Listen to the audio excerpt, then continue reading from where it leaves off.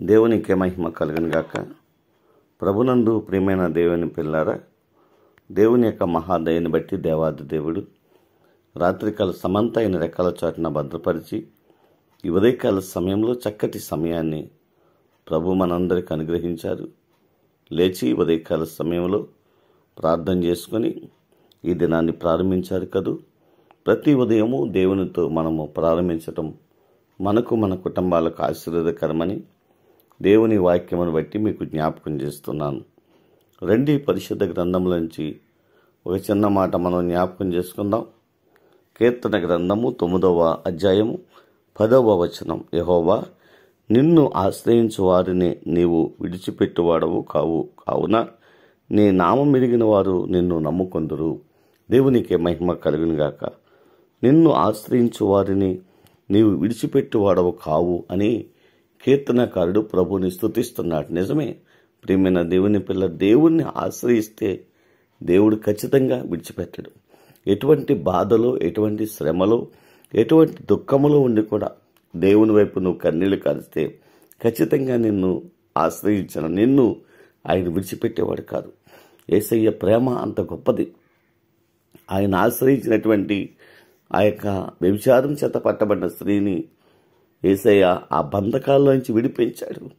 అద్భుతమైన కార్యమును చేశాడు. కనుక ఎటువంటి దాంట్లో నువ్వు బాధపడుతున్నా నువ్వు దేవుణ్ణి ఆశ్రయిస్తే మన దేవుడు ఖచ్చితంగా నిన్ను నన్ను కూడా లేవనెత్తగలిగిన వాడు. కనుక నా ప్రియమైన దేవుని పిల్లరి ఉదయకాల సమయంలో దేవుణ్ణి పరిపూర్ణముగా ఆశ్రయించండి. గొప్ప కార్యాలు మీ జీవితంలో చూడగలుగుతారు. అటువంటి విశ్వాస జీవితాన్ని పరిశుద్ధాత్మ దేవుడు మనందరికీ అనుగ్రహించి నడిపించి బలపరుచునుగాక. ఆమెన్. కృపా సత్య సంపూర్ణ కృపామయుడమైన మా దేవానికి వందనాలు, స్తోత్రాలు. ఈ ఉదయకాల సమయంలో మరో చక్కటి మాట ద్వారా మీరు మాతో మాట్లాడినందుకు వందనాలు, స్తోత్రాలు.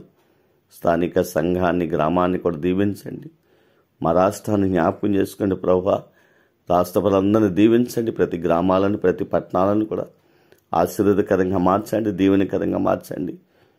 ఈ ఉదయకాల సమయంలో లేచి బిడ్డలు ప్రార్థిస్తున్న ప్రతి ప్రార్థన ఆలకించండి. అద్భుతమైన కార్యాలు జరిగించండి. వ్యవసాయం చేసే బిడ్డలను, చేతి పనులు చేసుకునే బిడ్డలను, ఉద్యోగం చేసే బిడ్డలను దేవా, ప్రతి ఒక్కరిని వ్యాపారం చేసుకునే బిడ్డలందరినీ కూడా దీవించండి. వారు రాకపోకలను మీ సన్నిధి తోడుగా ఉంచండి.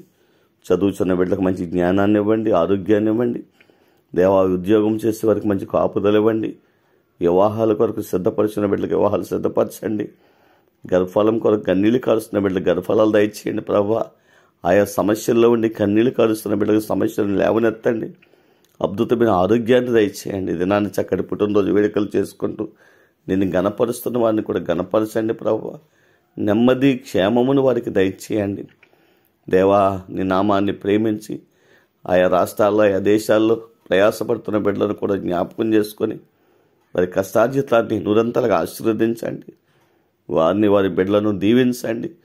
నీ నామాన్ని ప్రేమించి బిడ్డలు చేస్తున్న ప్రతి సత్కార్యములకు రావలసిన నిరంతర ఆశీర్వాదాలు సమృద్ధిగా నీ బిడ్డలకు అనుగ్రహించి మీరే మహిమ పొందమని దేవా, మా దేశాన్ని, ప్రపంచ దేశాన్ని కూడా దీవించమని ఈ ఉదయకాల సమయాన్ని మరొకసారి మీ పాదాలకు అప్పగిస్తూ ఉండగా దీవించి ఆశీర్వదించి నిరంతర ఆశీర్వాదాలు నీ బిడ్డలందరికీ దయచేయమని దేవా, నిన్ను ఆశ్రయించిన ప్రతి ఒక్కరిని మేలులతో ప్రభు నువ్వు తృప్తిపరిచి అద్భుతమైన ఆరోగ్యాన్ని నడిపించి మీరే మహిమ పొందమని యేసు నామములో ప్రార్థించి స్తుతించి ఈ ఉదయకాల సమయాన్ని మీకు అప్పగిస్తూ ఇది నాన్ని ప్రారంభిస్తున్నాము తండ్రి.